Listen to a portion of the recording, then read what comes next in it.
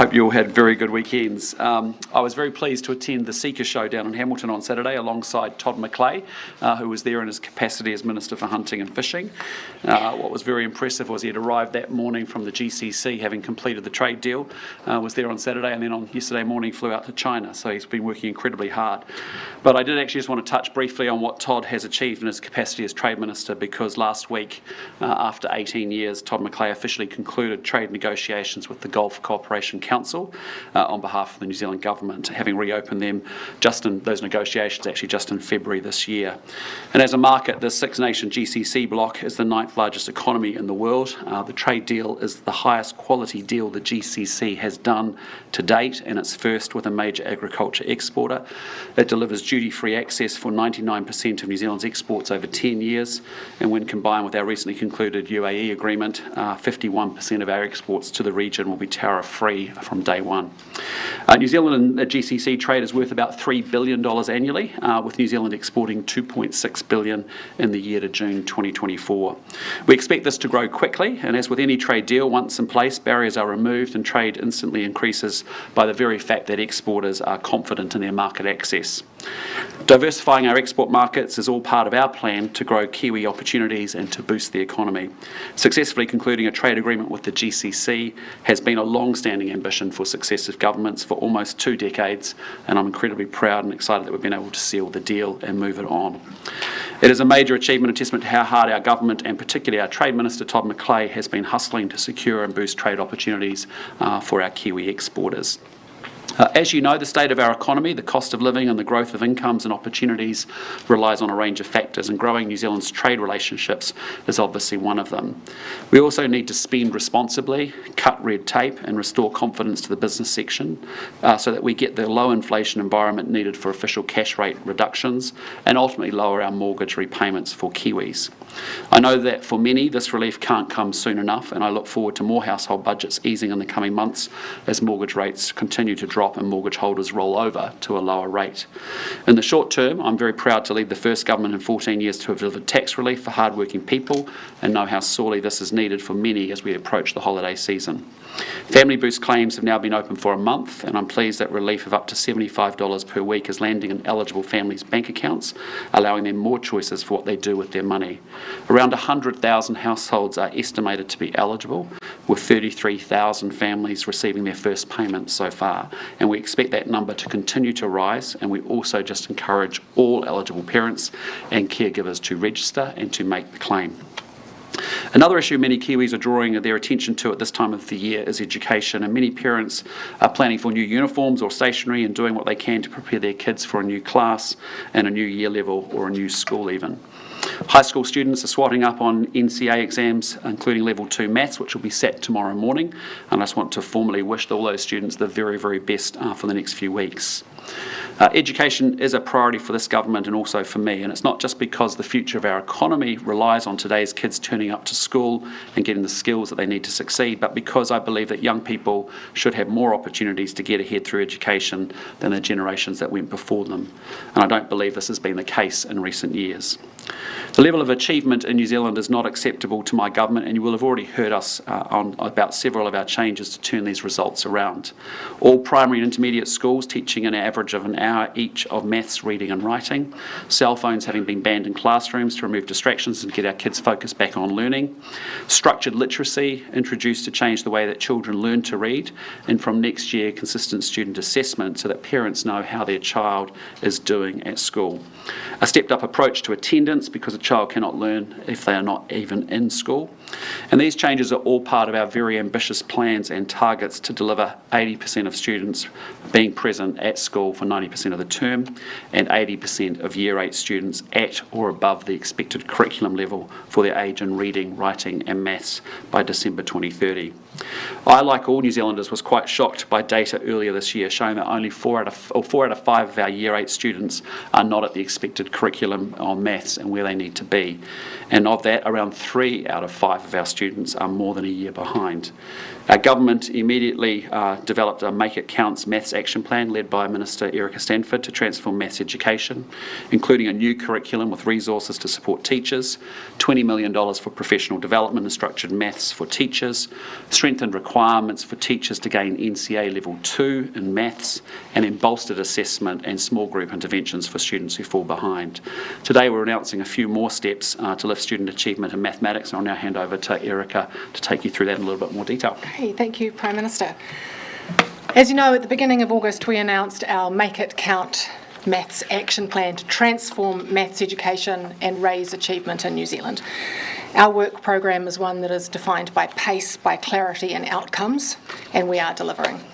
Last week, the Ministry of Education released the new mathematics, statistics and pangaru curricula for years 0 to 8, ready for schools to use from term 1 a whole year earlier than planned.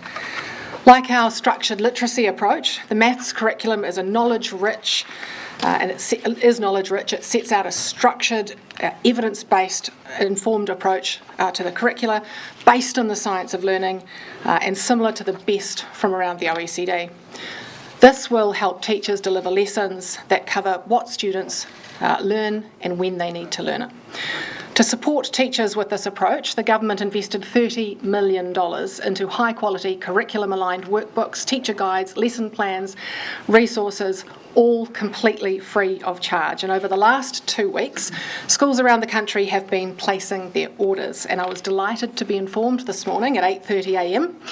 that 1,406 out of the 2,203 eligible schools have placed an order, and this will provide resources to benefit 308,495 students from term 1 next year. Those students will have a maths workbook in their hands. Parents can walk into the classroom, open it up and see where they're up to. And today I can announce that we are continuing to supercharge our plan by introducing a targeted maths acceleration program to students who most need help to catch up to where they need to be. In term 1 and 2 next year, around 2,000 7 and 8 students who've fallen far behind in maths will take part in an intensive support program to bring them up to the required curriculum level. This is a trial that will use small group tutoring and supervised online tuition for 30 minutes up to 4 times a week for each child. It is intensive. Intermediate age children have been specifically chosen for this as they have the least time to benefit from our world-leading curriculum, all of this resourcing and professional learning and development before starting high school.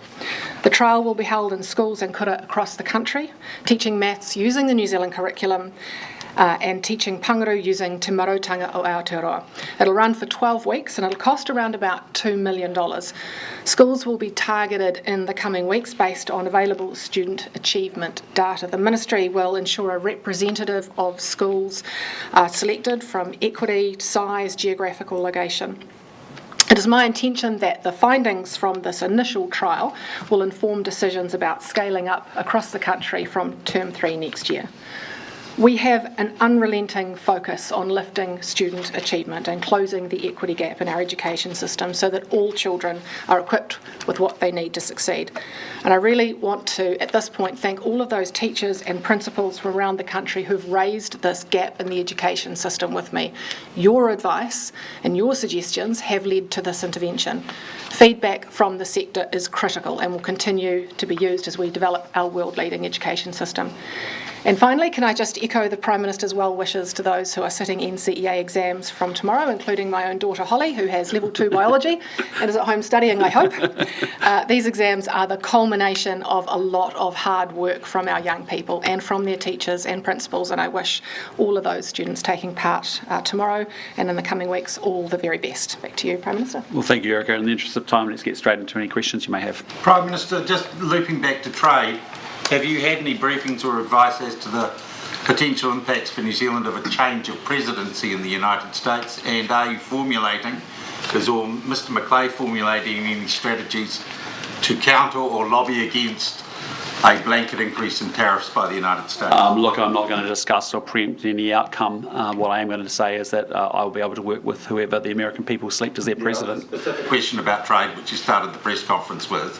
Would you be concerned if there was a blanket increase in tariffs from the United States? I'm just not going to speculate on a presidential outcome, given the vote hasn't taken place. On the outcome? Well, it is a I'm speculation. asking to speculate on what would happen if there was an increase in tariffs in the just not United going to States. speculate.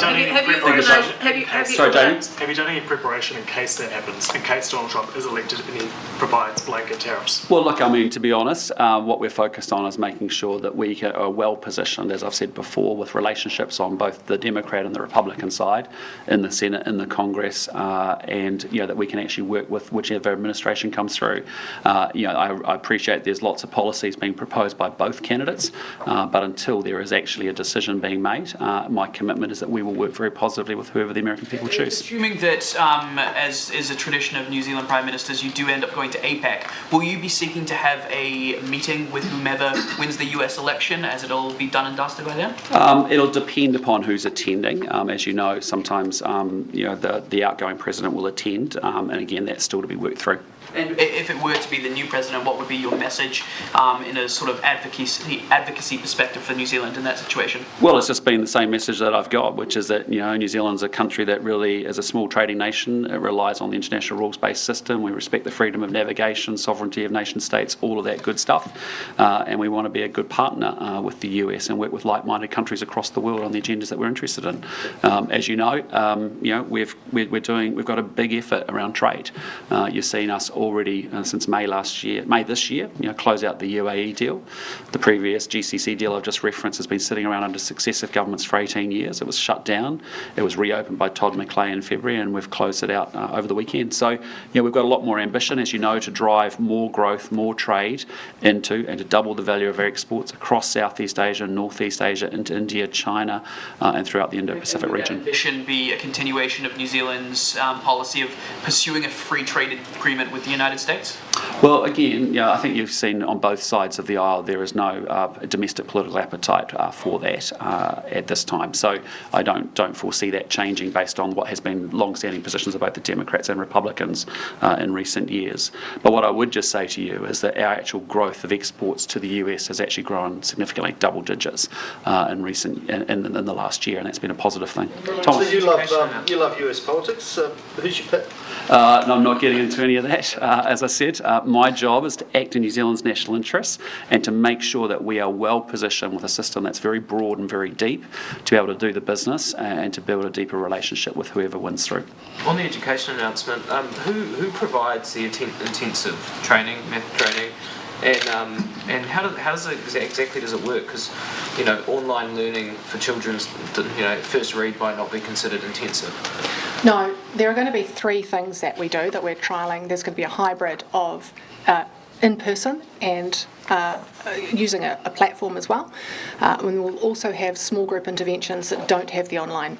And just to see which one works better, we want to see what kind of combination of a range of things work best. We are going to be contracting providers to come in and provide this intensive support with small groups of up to 4 young people at a time, and we'll make sure that those people are versed in the new curriculum and explicit teaching and the science of learning. And on the resourcing and the orders that have been made, that's for what various sort of third-party material that's been produced. How's it aligned with the curriculum though, when the curriculum is still in a draft phase? The curriculum was released last week on Thursday on Taharangi. You can go and have a look. It's amazing and it's had really great feedback. When we contracted providers, one of the things that we said was you need to be able to align to the new curriculum and you need to have it printed and delivered in January so we can get it out to schools. Interestingly, most of those providers said actually most of our materials are already aligned to what the new curriculum is because that's what the rest of the world are doing. Prime Minister, in the election campaign when you promised those 13 extra cancer drugs, you also made Shane Reti also said that blood cancer patients would not be forgotten, but you didn't have the Cancer Control Agency report to back it up yet. That report was released just over a week ago now, and it it said there were 9 unfunded drugs in New Zealand that are funded in Australia that would have substantial clinical benefit. Will you fund those 9 drugs for for the blood cancer patients that you said would not be forgotten? Well, look, again, I haven't been briefed on that specifically. Our focus, as you know, has been to make sure that we can get out 26 new cancer treatments, 28 other new medicines. That rollout is happening, as you saw even just on the 1st of October. A whole bunch more drugs came out to support New Zealanders doing it really tough following the first release that we had on the 1st of September. So our focus right now is to get the cancer and the new medicines that we talked about and we've announced out into the public domain and being well executed so that they're available and there's access to those drugs. Beyond that, I haven't had any further conversations. You have to direct that to Shane Reddy. If it required more money, would you be willing to put more money in to fund those? Well, as I said, we've got a healthcare system that spends almost $30 billion. We've put another $17 billion into it over the next 3 years, the most of any government in the history of New Zealand. We put $2 billion to fix up farming, put $604 million in to deal with 56 new cancer treatments, cancer and new medicines. And so our job is to make sure that they are available and getting out there very quickly. The reason that you got to that 13 was the old Cancer Control Agency report, but that only focused on tumour cancers, and you said you'd match it for the blood cancers. So I'm just wondering for the patients. Yeah, again, as I said before, I haven't been briefed on it. Feel free to raise it with Shane Reddy. There are 36 drugs for blood cancer that are funded in Australia that aren't funded in New Zealand. Now, I appreciate Australia is obviously a bigger country, but and a wealthier country. Would those patients in New Zealand feel like they're not being prioritised and be looking across the ditch thinking, how come it's fair there and not here? Well, look, I know it's incredibly difficult, but what we have done as a government coming in is spend more in healthcare than anyone else has gone before us. We've actually come and delivered 26 new cancer treatments, 28 other new medicines that are having benefit for New Zealanders. That is a big commitment from our government. We are making sure that we can deliver that well and get that access out. Of course, we would like to be able to do more, but for us to do more, we actually have to build a bigger economic engine to get the public services and when you are, that we often see in wealthier countries that we'd love to have here. And that is the reality of it. At the moment, you have Australia, New South Wales, it's 30 to 35% wealthier on a per capita basis than New Zealand. And so that is why we are working hard to build out a bigger economy so that we can get better and higher quality public services available to our people. We've got to do that, build the economy and do what we can to get as much money through the system, but importantly, get the money through the system to deliver those drugs to get those improved outcomes that we're wanting to see. That ultimately comes down to priorities as well, though, for a government. And do you think that patients will think that money is being prioritised for health and for things like cancer drugs? I can tell you in my conversations with many New Zealanders, they are incredibly grateful to our government for stepping up with $604 million and 26 new cancer drugs and 28 other new medicines that previously didn't exist. They're incredibly grateful for a government that's actually put $17 billion extra into health over the next 3 years through our budget 2024. And they can see that we are putting the money into the system. Now what we have to do is make sure that we actually deliver on the targets that actually improves the outcomes for patients. We have to make sure that we have a quality Health New Zealand organisation, that as that money comes through, it actually gets out to the people that desperately need it, and that we continue to build and grow and develop our workforce where we know we've got some real challenges. And so, you're seeing we've got great nurses, we've got great doctors, but we've got to build a better system, and that's really what our focus is. Prime Minister, do you think that it's acceptable that babies as young as 3 were left in houses on their own without adult supervision when the police raided the gang houses in Opotiki and extended family members were not able to get access to those children for several hours? Well, what I think is utterly unacceptable is the pain and suffering that gang members wrought on New Zealanders. And I think what's utterly unacceptable is that they want to take all the rights of being a Kiwi and all the freedoms that comes with that, but they're not prepared to take the responsibilities and the duties that they have to each other and to the country. So we make no apologies for being tough on gangs. So you find it's acceptable that the police would allow children to be unaccompanied in those households, witness their grandmothers and their mothers being taken away in handcuffs, and their extended family not being able to. Well, what I'd say is what is unacceptable is what the behaviour from gang members are, and we're going to be very tough on that. Sorry, guys, let's go. Okay, and we'll go down to Mark. Are the children in that scenario responsible for whatever their parents? No, clearly that's not what we want to see happen, and that would be great if the children could be better looked after. But actually, the reality messages, we are going to be tough on gangs, and I make no apologies for that. We are going to harass gangs, we're going to make their life very difficult, and we're sending a message very strongly that that is not an option for you, that is not a good pathway for you to live a great life. And gang members can't take the rights and not have the responsibilities, and that's going to stop. We're talking about children. Yes. Children. A 3-year-old baby was unable to be picked up by an extended family member for several hours in a household where they witnessed their grandmother and mother being taken away. And that's really, really tragic. And I just said to you before, that's not acceptable. I get that, but equally, what's not acceptable? Yep. But what's also not acceptable? I've said that. But what is also not acceptable? I want you to be really clear about this. Is the gang behaviour is utterly unacceptable, and that is, we have 1/4 of our population in gangs, driving almost 20% of our violent crime in this country. That is unacceptable. We said we would come down on violent crime, and that is why we're being tough on gangs. Patches, assaulting, consorting, aggravating factors, illegal guns, that's what we're going after, and that's what the police will have new powers to deal with from the end of the month. The 3-year-old child I fully agree. responsible for that violence, for those weapons. Incredibly challenging, really unacceptable. Get it. You got it. But also what's unacceptable on the other side of the equation is the behaviour of gang members. Have you asked any questions about whether that is the case, whether a 3-year-old was left in a house by themselves? I have seen some reports, as it's just been asked me, but I haven't seen formal confirmation of that. Is that something that you might follow up on with the police? Yes. Prime Minister, are you going to ensure that a situation like that never happens again in the future if you do like a raid or something like that? Well, the police will take operational decisions and they will make sure that they're doing the best that they possibly can. But let's be clear, we are going after gang members, period. And when you've seen the Comancheros taken down in the way that they have been, when you've seen the mongrel mob being taken down the way that they have been in Opotiki, and we're going to have a lot more of it, that is a good thing for New Zealand because we want violent crime going down. And as I said, we've passed a whole bunch of laws to give the police more operational powers and protection and backup in order to get the job done. Prime Minister, why do you think people are going to switch from cigarettes to heated tobacco products? Well, we really want to be able to make sure that we're giving people as many options as possible to get away from cigarette smoking. What you've seen in New Zealand is a tremendous success over many decades now. We have some of the lowest daily smoking rates of developed countries on earth. We've got a bit more to do as we go from 6.8% down to the 5% smoke-free target. That will be increasingly harder and tougher as we work towards it.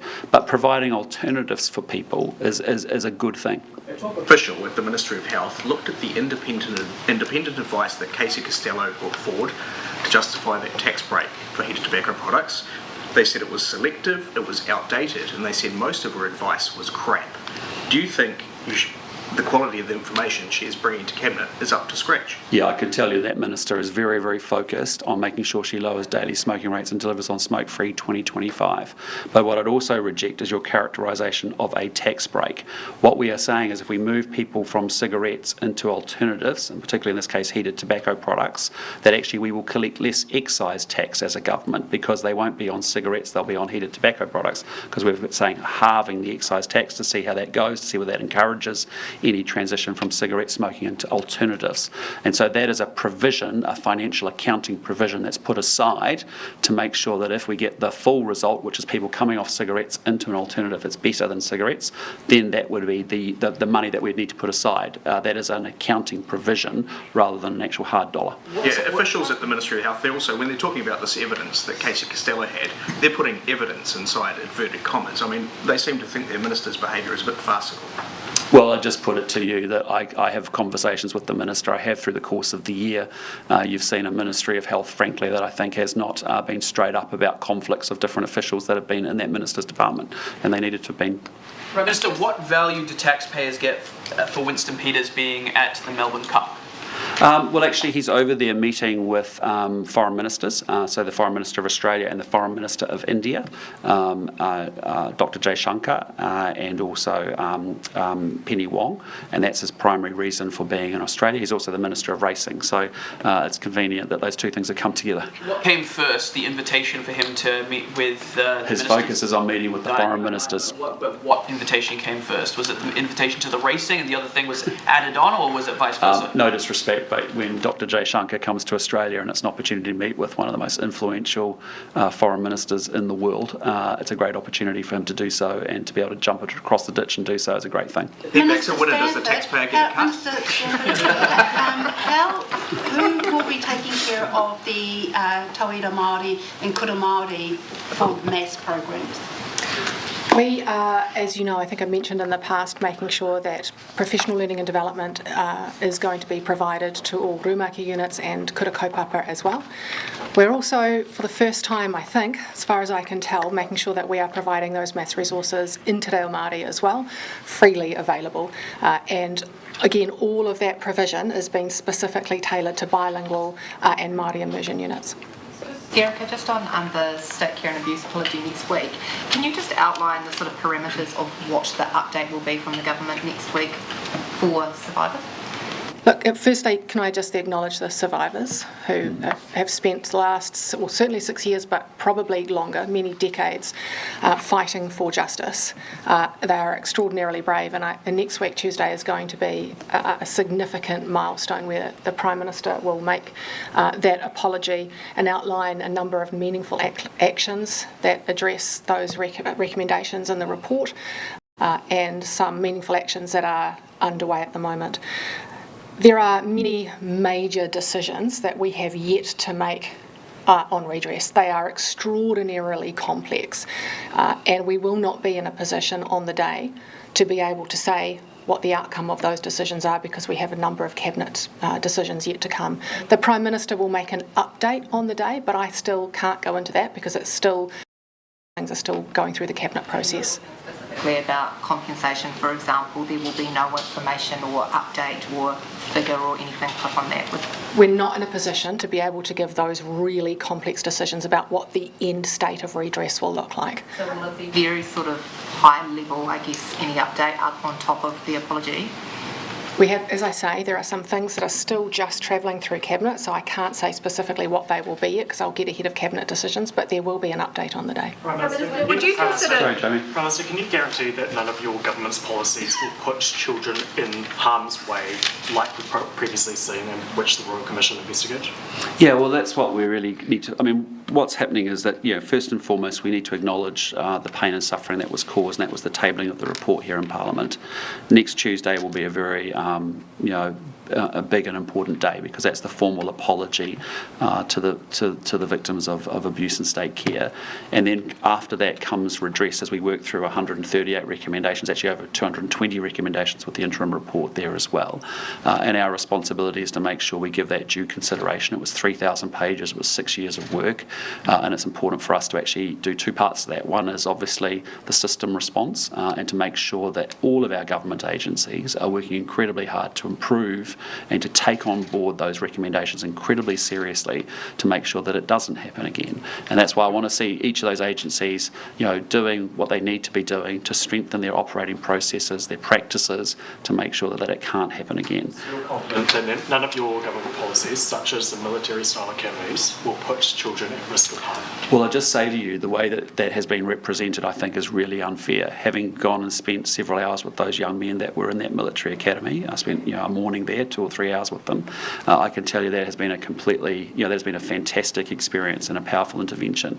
When you have 3 psychiatrists and psychologists working with those young people, when you have social workers in there working on their trauma, working on their issues, but also you have, retired police officers who are working with them on a whole bunch of different skills. It was really inspiring, frankly, to see this powerful intervention being made in these young people's lives. And now we've got to follow it up as they come out of residential and they head back home for 9 months with dedicated one-on-one support, so with a social worker attached to them. So, I just say to you, they are very different things. I appreciate how it's wanted to be represented in the media, but what we're doing with our young serious offender military-style academies is very, very different from what the accounts are. If you read the accounts of some of the horrific, programs that were run in the 70s in particular, I'm thinking of, that were incredibly, that is not what we're doing here. What we are doing here is making powerful targeted interventions in some of our young people people that are at risk of a life that is not going to serve them well for the next 20 to 30 years. So let's do good social investment, make the powerful investments now,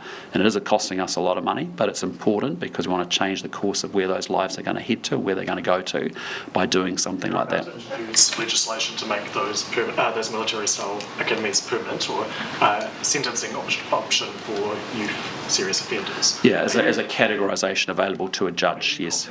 No powers being provided to personnel at those academies that will put children in harm's way. I can tell you, like, the amount of work that's gone into the oversight, the amount of avenues that are available to those young people to raise any concerns, the actual care, love and support that they're getting is pretty phenomenal. And when you actually can see the difference it's making in those young people's lives, it was pretty inspiring. So I have to say, I came away having seen it up close, having spent time with those young men in particular, and actually got a sense of what they were doing. They were feeling for the first time, in many cases, that someone cared about them, someone loved them, and someone was investing in them, and actually thought they had a future. And I could see that starting to build in them through that program and the way that it's been designed. Sorry, Thomas. Just on the theme of Jason's question about ministerial travel, I mean, are you confident that all your ministers are travelling for good enough reasons? Judith Collins a couple of weeks ago travelled to Sydney to give a speech and become an adjunct professor of law at the Western Sydney University. She's already got quite a few jobs. Does she need to be a professor in Sydney? I can tell you, we approve travel requests each week, and I can tell you there's a really good reason for why people go travelling. And as you know, in New Zealand, we need to get out and about in the world. We need to step change our relationships. We need to deepen them up, and we need to put more urgency to them. And that's what we've been doing. And between the work that Judith's doing in the defence space, whether it's me hosting South Pacific defence ministers recently in Auckland, whether it's her travel to defence meeting ministers like Shangri-La earlier in the year, she's doing an exceptionally good job. You said Winston Peters any KPIs for his attendance at the Melbourne Cup? I just say to you, you can be flippant about it, but the point is we're trying to build a relationship with India.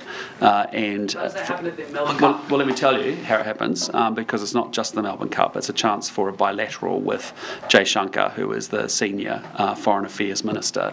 And if you think about a country in New Zealand that had very little connection to India and the Indian government, and the way that we have worked at it, with Todd McClay making 6 connections with his Trade Minister, Winston Peters has been there, he'll go back to India again, Judith Collins is on her way there, we've hosted the Indian President here, I've spoken with Prime Minister Modi, I've met with him and had good engagements with him recently in Laos, and Dr. Jay Shankar is a key player for us to build relationship and rapport with. So, that is his focus, is to spend time with Penny Wong and Dr. Jay Shankar and talk about issues within the region. And yes, as racing minister, I don't think it's not bad if he tacks that on at the end of the day to go to a racing meeting too. So would you consider subsidising dental care for adults in New Zealand? It's not something that we've got on our radar right now. Obviously, you know that it's free dental care for young children and adolescents under the age of 18. There's obviously payments available for people who desperately need to get dental care, low-income folk in particular. But really, our focus has to be in a healthcare system that is really challenged, is to make sure we focus on the things that we have to do. And right now, that is about getting waitlist times down in ED departments, first specialist appointments, elective surgeries, immunisations for under 2s, and obviously faster cancer treatment. And so, we'd love to do everything. That's why we're working so hard to build a bigger economic engine to New Zealand so that we can lift the living standards of everybody and ultimately deliver better public services. Have you had any or asked for any analysis to be done on whether introducing some kind of subsidisation for dental would take any pressure out of emergency departments or otherwise in the health I personally haven't been briefed on it. As you know, when we went to the election, we talked about that is we'd all love to have more more free dental care being made available to people. But right now, when we have a system that actually is really incredibly challenged, needs a deep turnaround, we have to focus on making sure we deliver on the things that we said we would do. And so, getting back to your earlier earlier question, we want to make sure that people can get access to a cancer treatment plan, within a certain period of time after having been diagnosed. We want to make sure that we work really hard on focusing our system to deliver that. We need to do a much better job of getting our waitlist times down for emergency department, those first specialist appointments, the elective surgeries.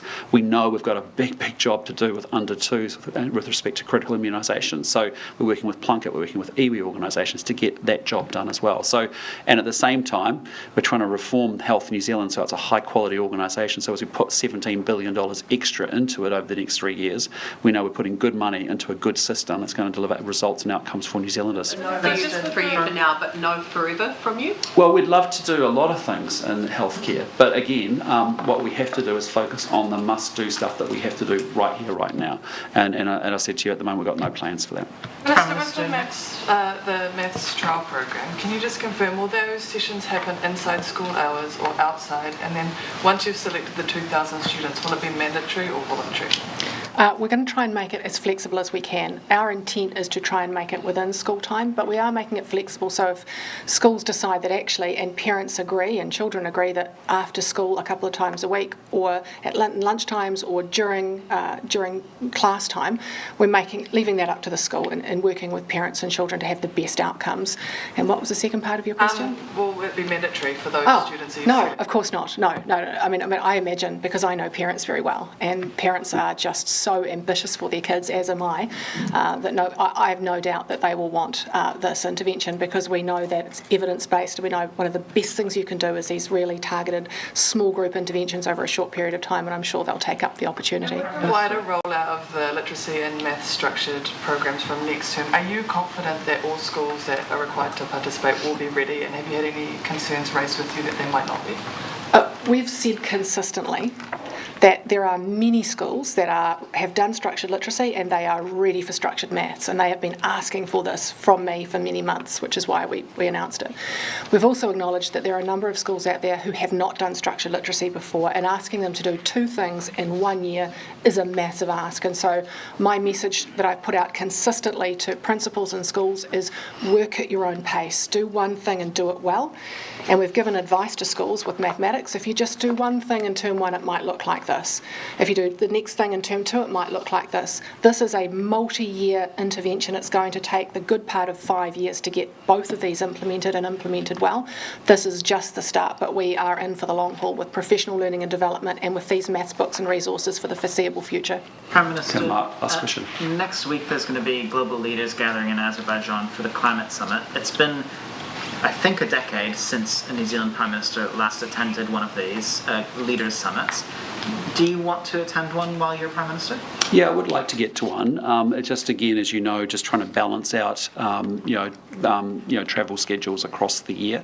In our first year, a lot of what I've been trying to do is make sure I've got the rapport and relationships in place with the world leaders that I have been meeting with. And so the key forum of ASEAN, the key forum of NATO and the IP4, the Pacific Island Forum, CHOGM, and then APEC has really been where I've chosen to focus, along with a set of intensive bilaterals of visitors coming to New Zealand, but also me visiting them with delegations often. So, look, it's something I'd love to get to in due course, but at this point, it's not a priority this year. Yep. Okay, thank you, team. Appreciate your time. See ya.